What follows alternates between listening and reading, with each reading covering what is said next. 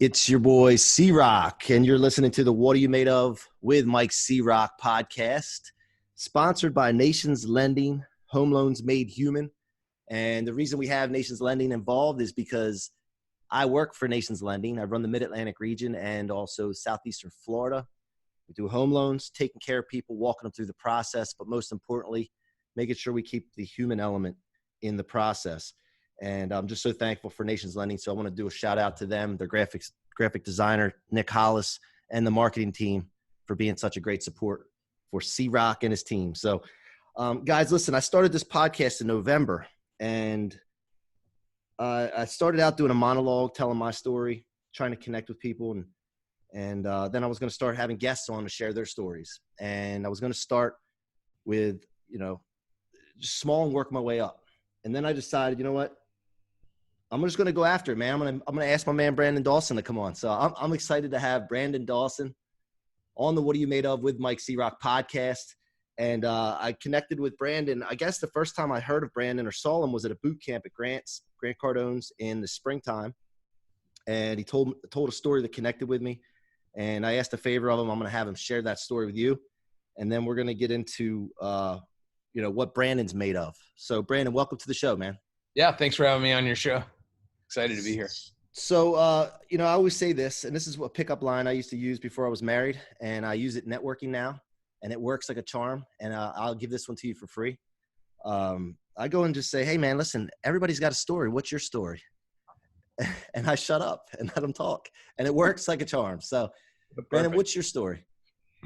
I'm from a small town in Oregon, a little town called Corvallis, Oregon, the home of the Beavers. Not that I'm a big Beaver fan, but it's about an hour north of Eugene, Oregon, where we have our favorite team there in Eugene, and they're actually pretty good. So the Ducks. I grew up with the advantage of having parents that my dad was a pastor and my mom was just a hard worker. And she used to take me when I was a kid with her when she'd go out and visit customers. She sold hearing aids. And so I'd sit in their living room or I'd sit in their kitchen and she would talk to them about why they need to buy hearing aids and stuff. So I just learned to kind of get along with people and go along, when you're 8, 9, and 10 and you're sitting there for 2 hours and you're watching your mom sell somebody, or, you just kind of, you don't realize how much you're picking up actually, and as a person. And then when she and my dad divorced and she moved to Minnesota, she married an entrepreneur who had just started a business.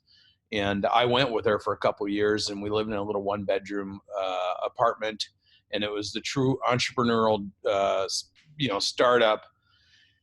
And I did that for a while in Minnesota. And then I moved back with my dad and my stepmom, and they were poor, and my mom and my stepdad were poor, but he was an entrepreneur and she was a hard worker.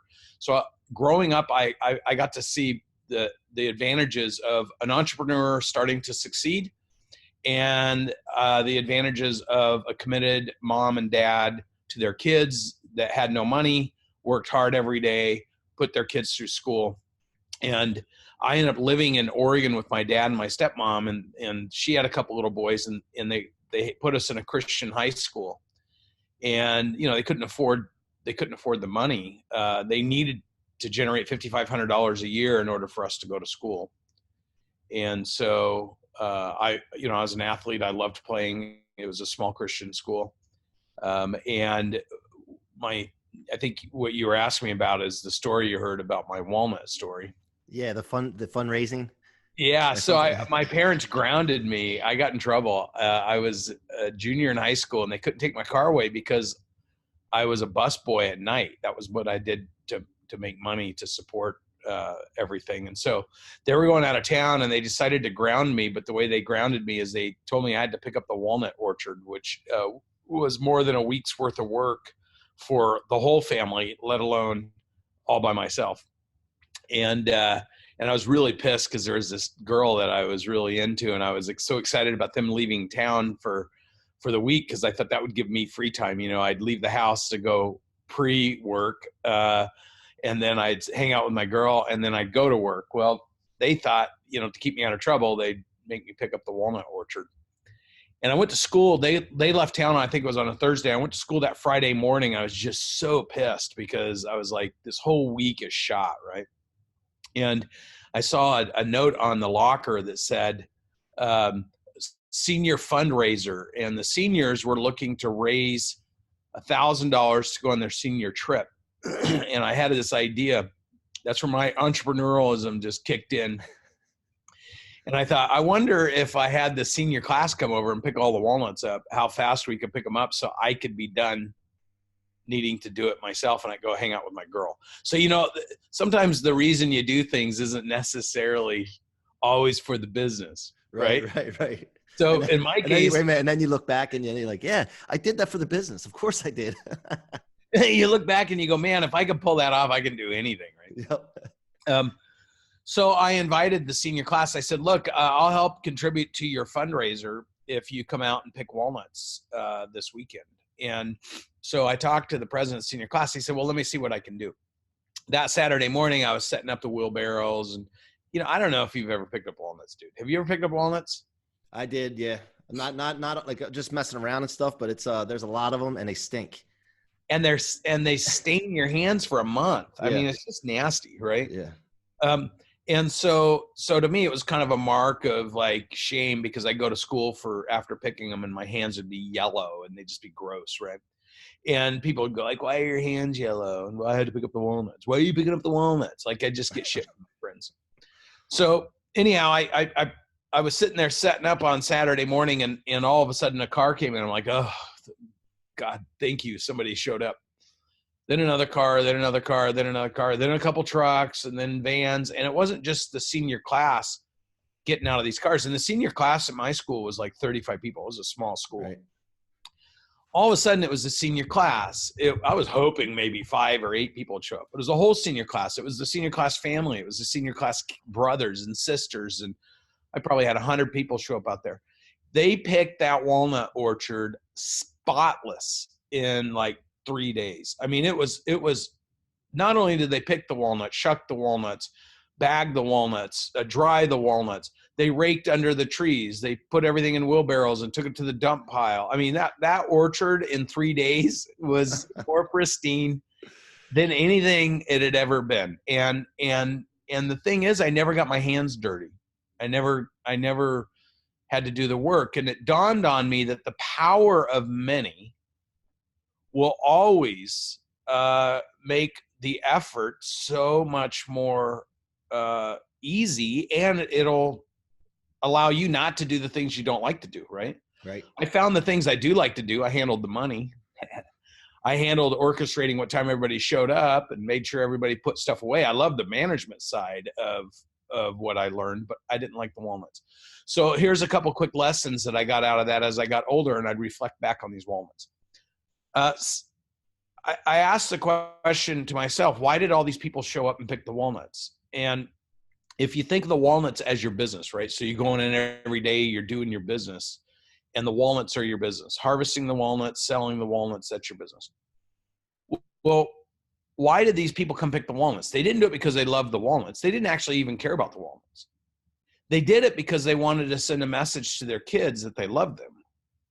Their family showed up and helped them because it wasn't about the walnuts. It was about expressing how much they love their family, knowing that their family was going to be leaving, right? The kids were going to be going to college and going away. So this was like their last big thing to show them how much they care about and love them. And it makes me think when I think about that, how many of you are in business and you're going through the motion of being in business, but you're not really thinking about the impact the business can make for somebody else, because that's the secret in how you message and market yourself.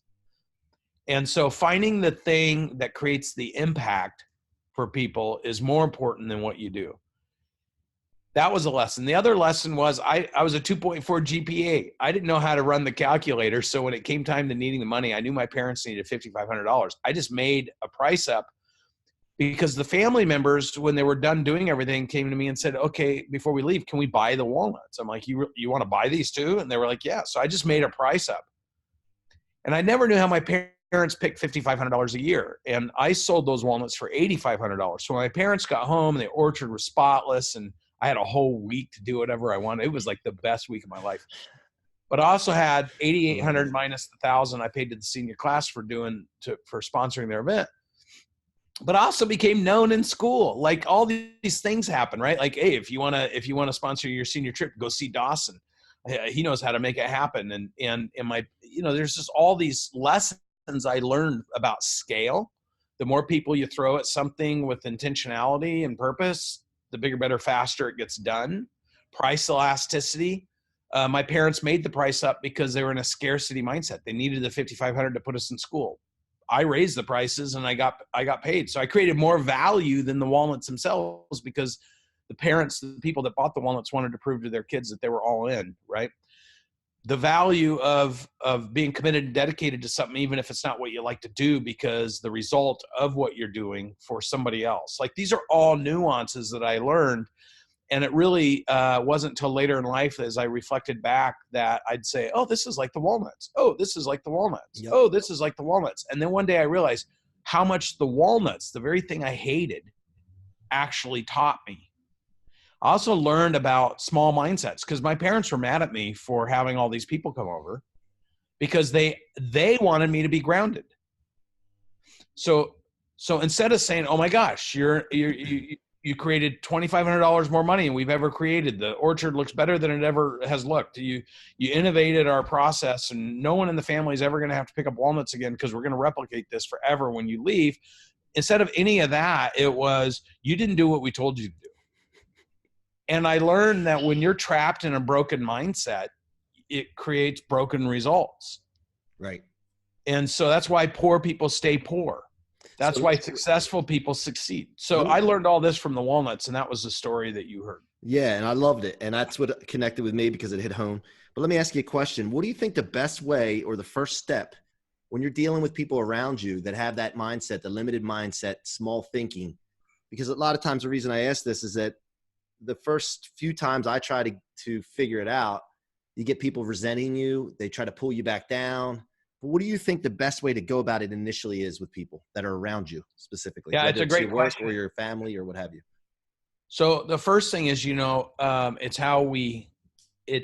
how we internalize that implication. Like when you asked me the question just now, how do you work with people who have small thinking? See, the minute people think they have small thinking, their ego kicks in.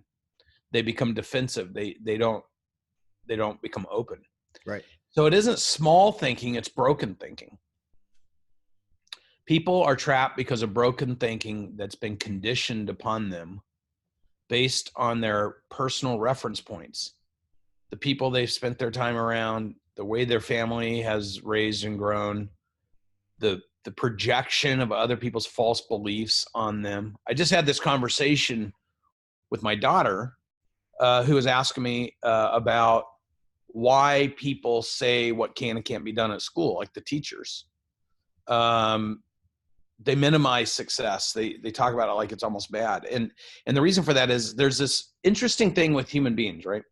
If you say to me, you want to go become a billionaire, I have to tell you you're crazy. I have to tell you you don't know what you're talking about. I have to tell you that it's not going to happen.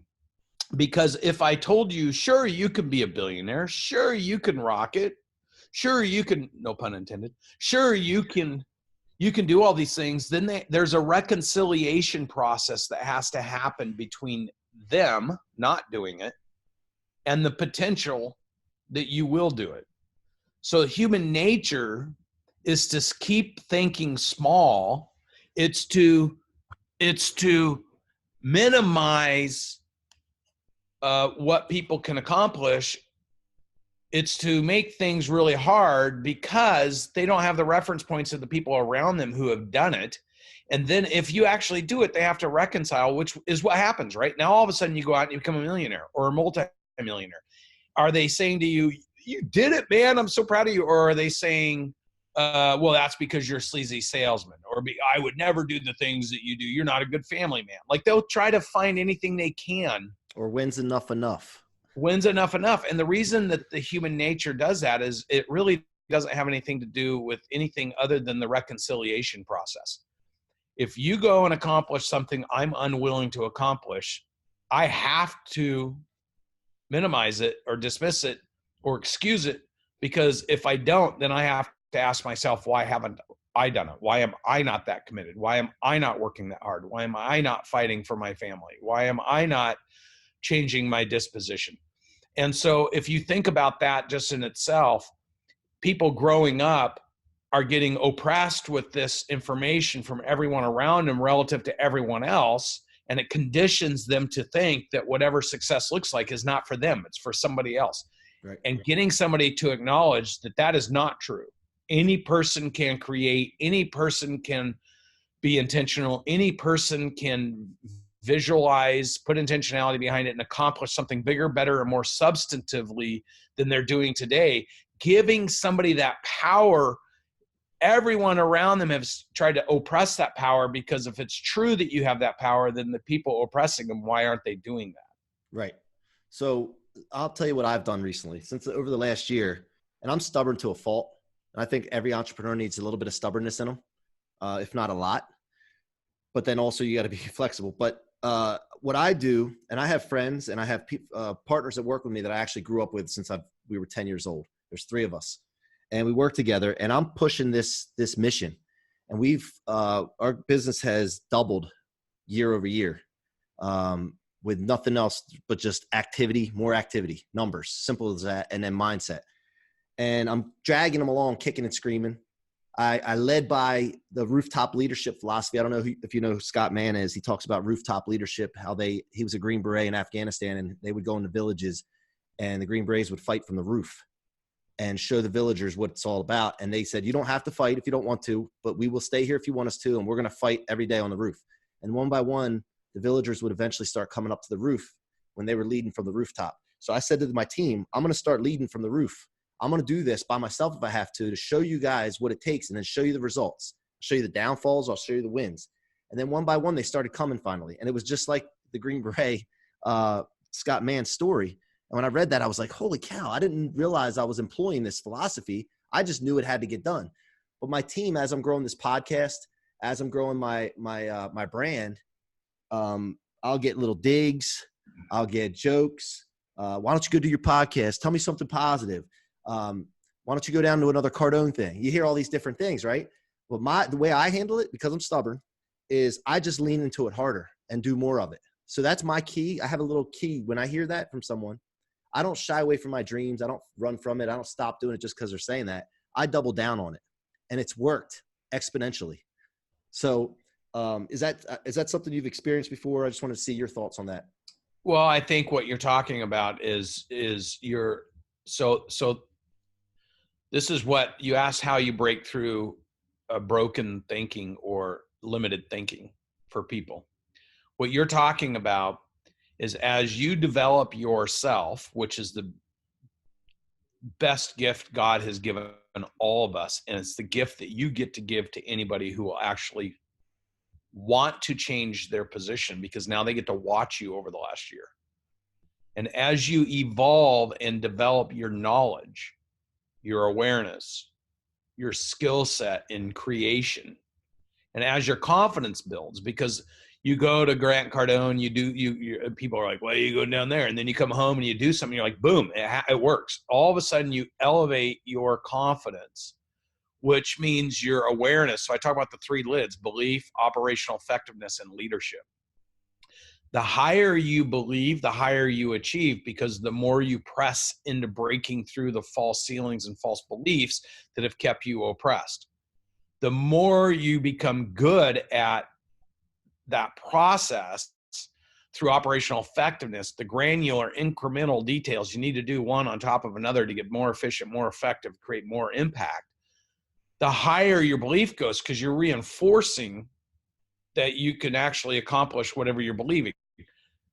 That takes a lot of leadership, because everyone's trying to bring you back down. You're sitting there bringing yourself back down. Why am I doing this? Why am I working so hard? Why am I reading all this? Why am I staying up late? Why did I buy all this podcast equipment? Why am I trying to get people on my show?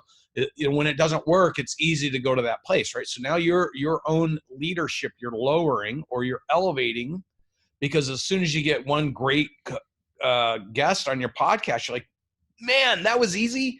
the 50 might have been hard, but the 51st broke through and they did it. And it was a great experience. Now you have a new reference point.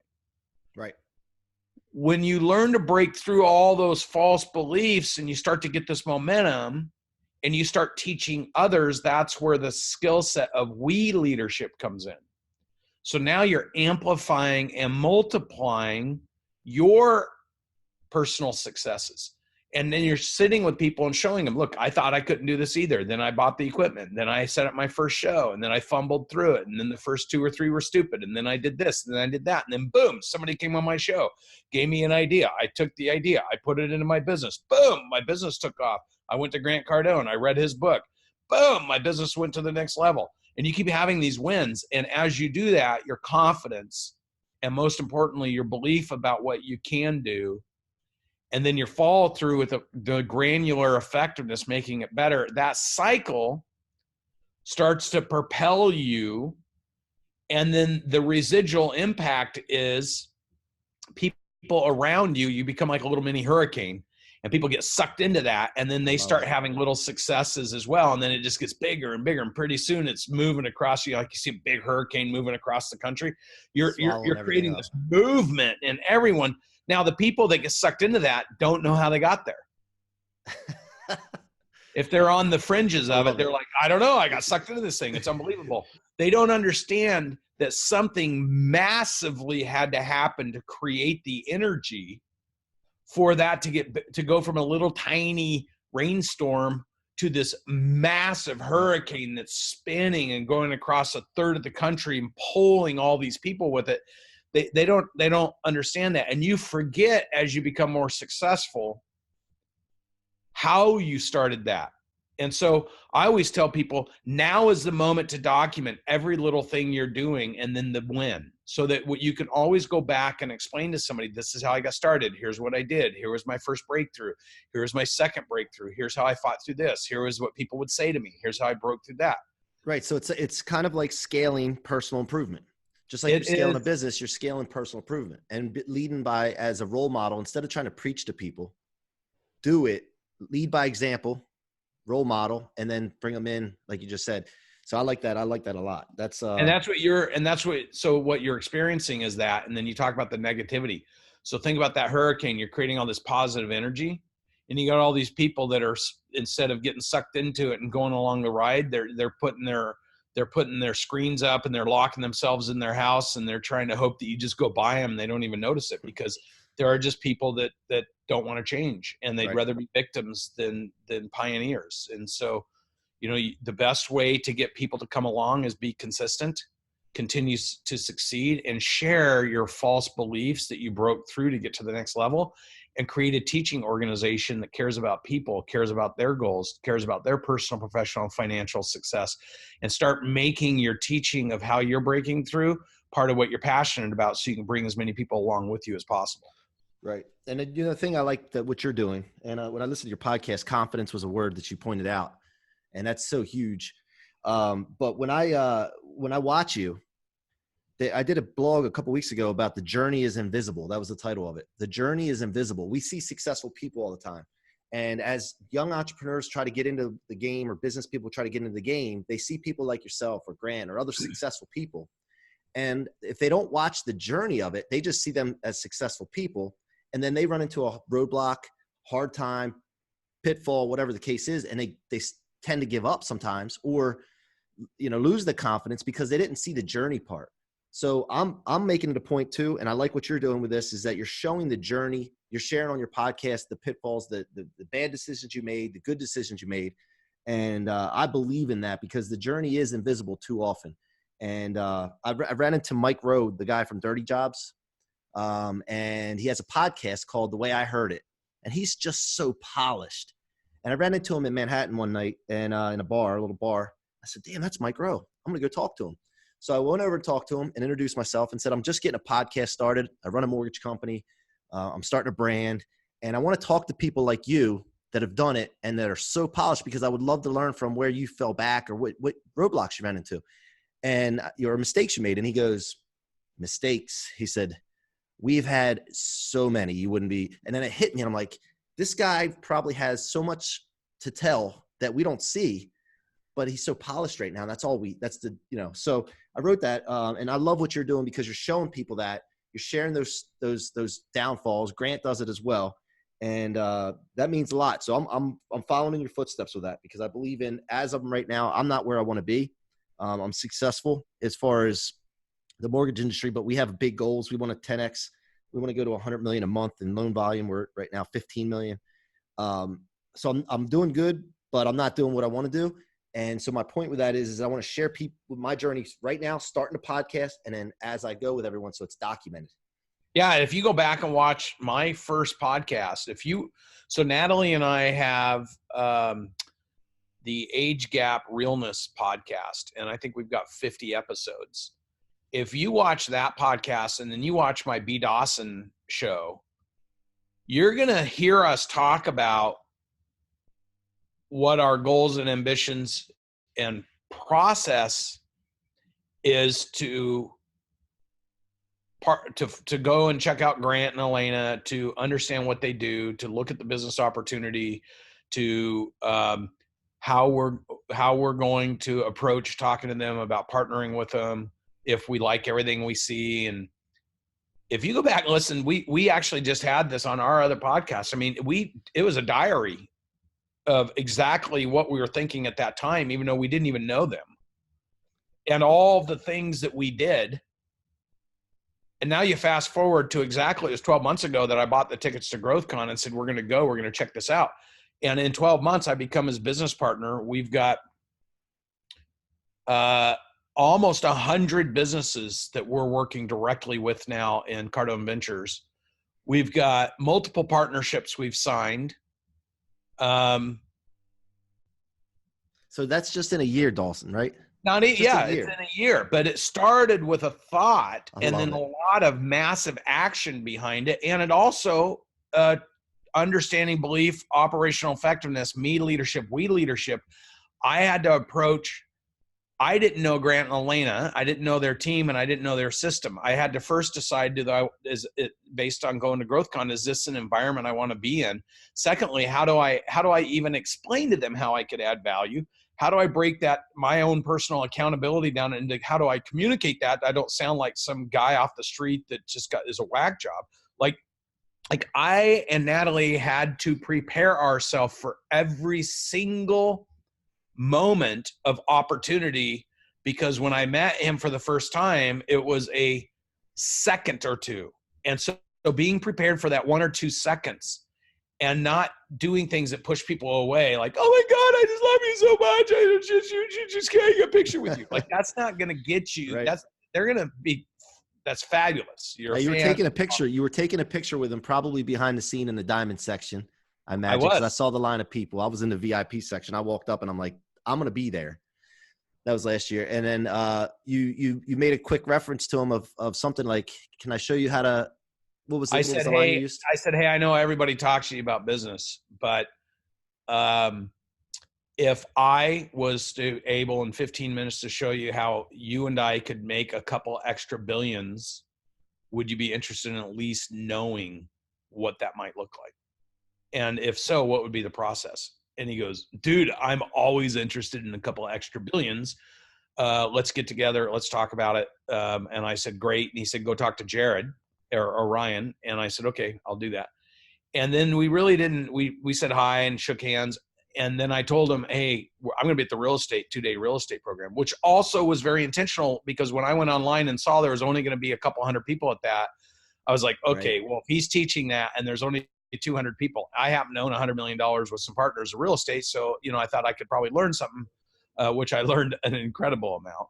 I never sat through a meeting where I was so confident of something, saying to myself, you're a dumbass, you're a dumbass, you're a dumbass, because I was learning so much from Grant. But in that real estate meeting, he was walking out and he goes, dude, we never got together. And I said, yeah, that's fine. You were a little busy.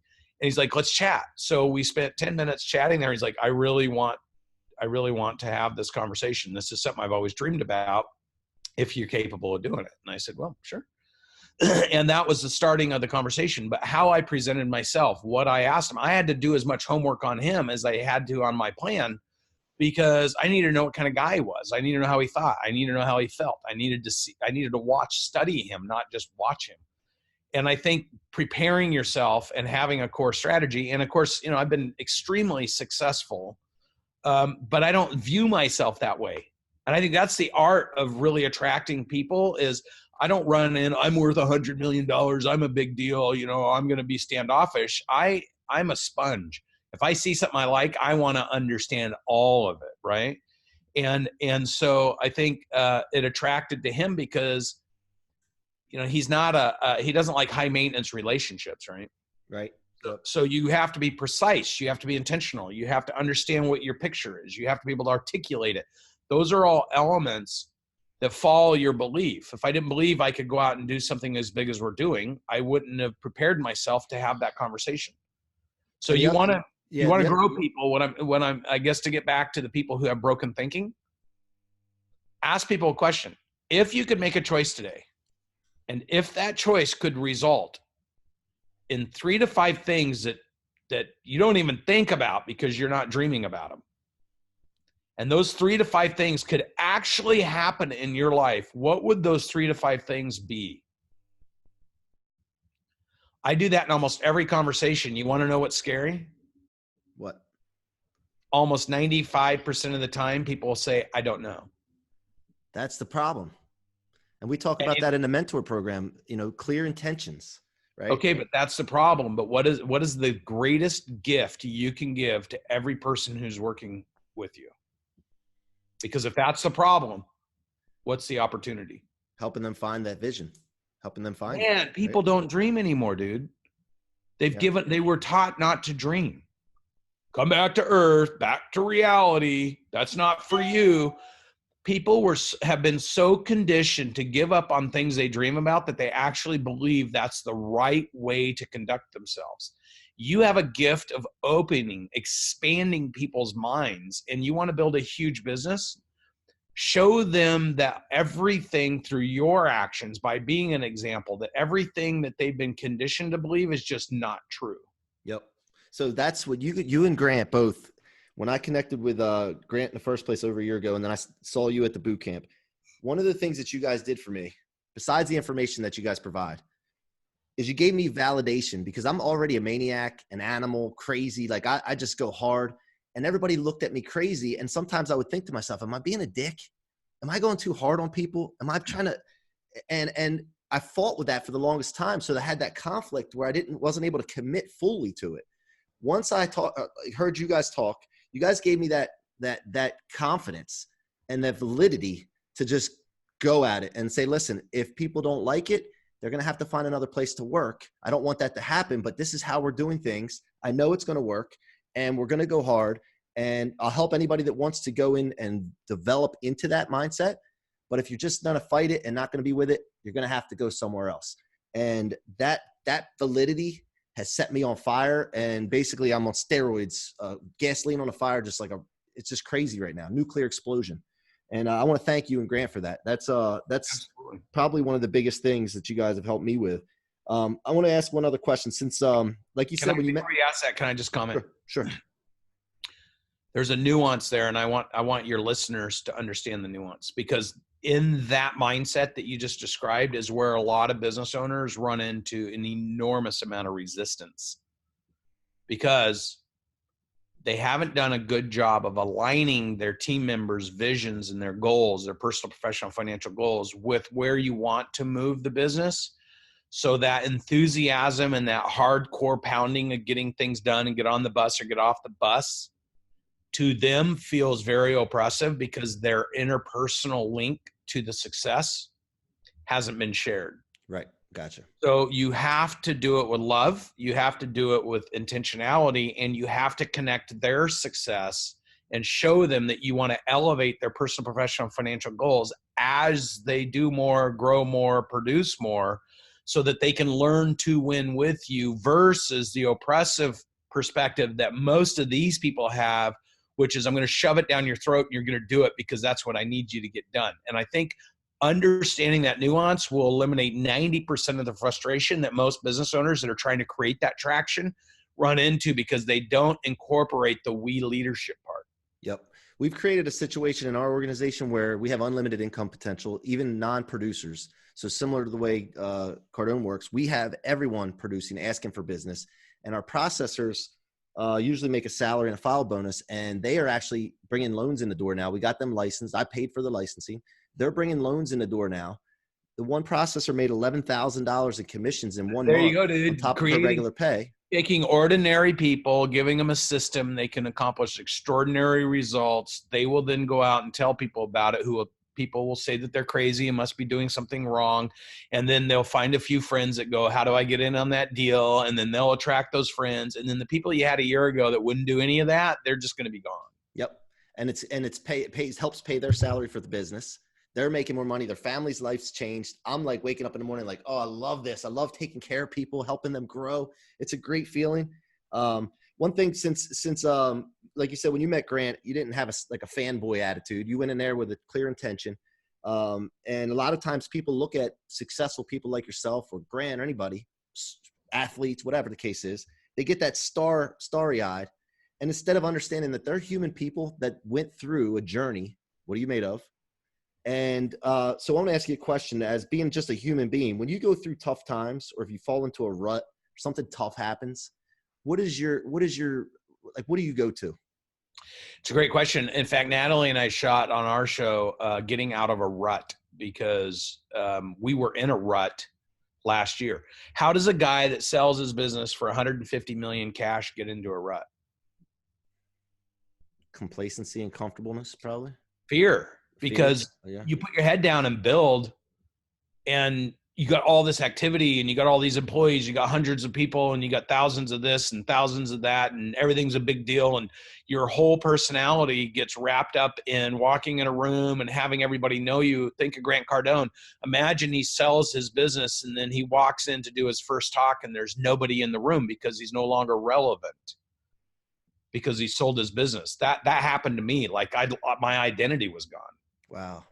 So it's a great question, but it's a reality, because this is what happens to most people when they sell their business. They work their whole life to create this thing. And I had sold multiple businesses, but this particular business, I re-engineered the equity model. I created my own this, my own that, brought a whole bunch of people along with me, shared 40% of the economic value with my customers and my employees. It was such a huge high when we closed, and wiring out 45 million to my customers and my staff. Every single employee got paid. I dispersed $15 million to my team. It was like unbelievable. Then it was all gone. And starting from scratch, and the coming off of that high, and then the reality of it's all been done. Like,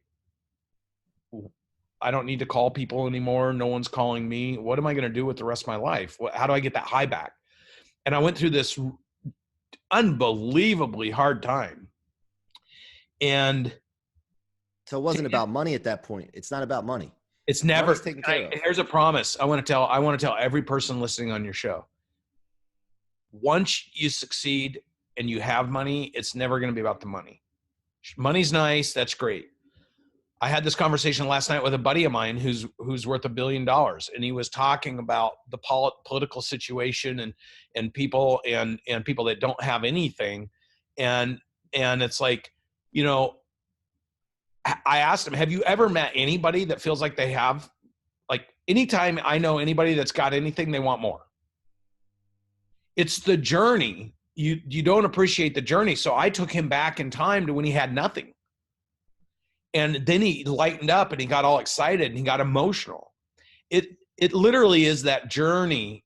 Once you have enough money that you're no longer focused on, can I pay my bills? Do I need to buy another car? Do I need another airplane? Once you know, it doesn't start with the airplane. It starts with bigger house or paying off some debt. And it is literally that journey, and you get a high. And the reason that you're finding success is the more that you find success breeds more success, because it's a high. Right. Then you start bringing people with you and you start sharing the high with them. Then all of a sudden it's like, we're going to go conquer the hill. And then it's just, how far do you want to go? How hard do you want to press? How many people you want to bring with you? How many people love fighting with and for you to take the hill? versus against each other. It's a whole set of new dynamics. And it's the journey though, dude. For me, how I got out of a rut, and this is literally like I'm the most positive guy beyond positive thinking. I've taught thousands of people through a 15-month leadership program. Like there's a guy that I thought in my mind, I was a safe that was built of steel and concrete, and you're not going to change my disposition.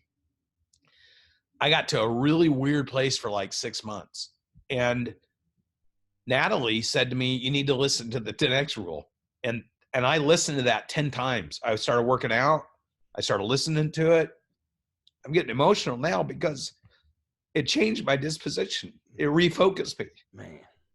You know, here's a guy that's worth $100 million. I accomplished my dream. And all of a sudden I realized, what's my next dream? Like, what am I going to do next? I'm all of a sudden irrelevant. I have all this money, but I don't have all the people. I don't have people dependent on me to show up. I'm not working with family. I'm not working with friends. Everyone's moved off. Everyone's doing their thing. I am now irrelevant. I have all this money, but I'm lonely. Yep. And I got in a funk. And I told Grant this. I said, all of a sudden I went from being the most powerful guy I've ever known, that, you know, like other than my mentors, to a guy that I feel like I have zero power. Like it's like Superman losing his powers. And to me, I realized that's actually the single biggest fear. It's not about money. It's not about all the success. It's not about your title. It's about losing your power to create. And I felt I had lost it. And you know how I refound it? I listened to 10X rule 10 times, started working out, started pushing myself. By the way, you look great, dude. I saw you in the gym pumping. You're almost up to C-Roc's level. Look. But, you know, I got emotional there. You know why? Because it was man. So fucking impactful. I went from a man who would do anything, who could do anything, to so much fear. And I couldn't understand why. It vibrationally threw me in a direction of feeling unlike I've ever felt before. And my logical side disconnected and said, what the fuck is going on? You've got more money you've ever had. You've got real estate. You know how to put deals together. Your experience, all this success you've had. And yet I was more afraid than I've ever been my whole life. And I identified by reading 10X and everything else, I went and read 10X rules, sell or be sold. I went back to my go-to, beyond positive thinking. I just started recounting. And what I realized is the reason I was afraid is I felt like I had exchanged money for the ability to create. And I started becoming a victim of, now I have all this money, but I don't have any of the things that make me happy. Right. And then I recalibrated and said, okay, if this made me happy, what if I 10X this? What if I go, instead of impacting 3,000 people's lives through the businesses I built, what if I impacted 300,000 people's lives? That's a bigger view, bigger perspective. And all of a sudden my energy levels started coming back up to, how do I solve that problem? How would I go about doing it? What research would I need? And I made myself become busy. When you're in drift mode, and this is important, when people get into drift mode, it's so easy to go to the basement. It's so easy to find excuses. It's so easy to go where you go because you just get taken there and be a victim of it. When you're in intentionality mode, you are finding the elements. You're seeking the cues. You're striving for knowledge and putting massive action behind it. And then that in itself starts building your confidence. And I had to rebuild all my confidence. And then once I hit stride, Natalie and I, it took about 5 months, 6 months. Once I hit stride again, Natalie's like, you're back at your peak, but even beyond your peak. And I'm so thankful for that experience, dude, because if I didn't have that experience, I wouldn't be able to relate to somebody else who is having the experience. Right. And I can relate to it too. I mean, we had a mortgage company fall apart. We had to pick up and move 22 employees. It's not large, 22 employees, 3 branches. all their family's weight was on my shoulders, I felt, and we had to do the same thing. And that's when I found the 10X rule. See, I mean, man, you got me there a little bit, bud. It's a dusty in here. Hey, man. Hey, listen, I got two questions before we end. These are important to me. I got to find out what's one thing, the number one thing you learned from Grant. I guess you just answered that question, was the 10X rule, right? Do you think that's it? What you would say? Massive intentional action. I realized I was drifting. I wasn't creating. And how about the number one thing, and I know you don't know for sure this, maybe unless Grant told you, the number one thing you think Grant learned from you since you've started your relationship? That I'm a process operating guy. And I think what he's learning from me is that if you can connect the dots easier for people, they can accelerate faster. He has done a remarkable job of connecting the dots through all the sales training and by being an example and by teaching people an algorithmic way of thinking, which then creates a better result because they can learn to do things bigger, better, faster. And he's created so much freaking content. Like this guy, when I went through all the stuff he's done to help people, it's unbelievable. But I think what I've brought to the equation is the connecting, the ability to take that and actually go apply it personally, professionally, financially through leadership and through process, because I think that's an area of opportunity for us. And I think he definitely sees that because he sees the result of and how fast we're able to accelerate the impact. And so I think the partnership is phenomenal, and they're the most remarkable. He and Elena, Natalie and I would tell you, are two of the most remarkable people we've ever had the privilege to work with or be around. That's awesome, man. And then one book that you're reading right now? Oh, I'm reading, dude, I'm a simple guy, man. I have the same books I read over and over and over. So 10X Rule, Sell or Be Sold, Beyond Positive Thinking, read it over. I just bought that book. Is it good? It'll change your life. E-Myth from a process standpoint, all of Jim Collins' work, Good to Great, Great by Choice, How the Mighty Falls, they're all tabbed. Every one of those books has a highlight and a tab, and every tab goes to a note section I've created. Oh, awesome. So when I'm struggling on something, yeah, I go, oh, I'm struggling. And I go to my notes, and then I go to the tab in the book, and then I go through it. So I have about 15 different books. John Maxwell's 21 John has 54 laws between all his laws books, laws of teamwork, 21 irrefutable laws of growth. They're all tagged. I could sit and do a sermon on incorporating 20 different laws and how they interact together using Jim Collins, John Maxwell, Gerber, using Sharon Lecter's work, Robert Anthony's work, and Grant's work, because algorithmically I've gone through those books and really understood what's being said and how to apply it. And I think people should read less books and become deeper in the books that they did read, and actually highlight little things in the books and then go do it and then take notes on what happened. Yep. And so for me, I just 10X rule, 10X rule, 10X rule. I could read it. I could read that book every day and pick something new up that I missed the time before and then apply it. Yep. I love it, man. I agree. Have you heard of the $1 Trillion Coach? $1 Trillion Coach. Yep. It just came out this year. It's about a guy named Bill that coached Columbia football, but then he ended up being the coach for Intel, the founders of Intel, Google, and he passed away recently. So that's the only reason they were allowed to write the book. Good one to check out though, just because of from a team aspect. And I'm sure you'll see some things that you do already in it. But, I'll download that. I like the title. So I dropped a podcast called Being a Trillionaire, because there's so much money. There's 30 trillion of wealth transfer happening in the next 8 years. And that wealth needs to find big businesses to invest in, because there's 2.5 trillion today that can't get invested because pricing pressure and finding quality deals. So if you know that that's the problem, remember what I said, real money doesn't go to people with education or sales skills. It goes to problem solvers. Yep. There is There is so much opportunity to become mega wealthy in the next 10 years that every person on this podcast should think, what's the biggest problem I could solve, and go pursue that, solve it, teach others to do it, and go get yourself some of that money. Because it's just waiting there, and it needs to find you, because otherwise it won't know what to do.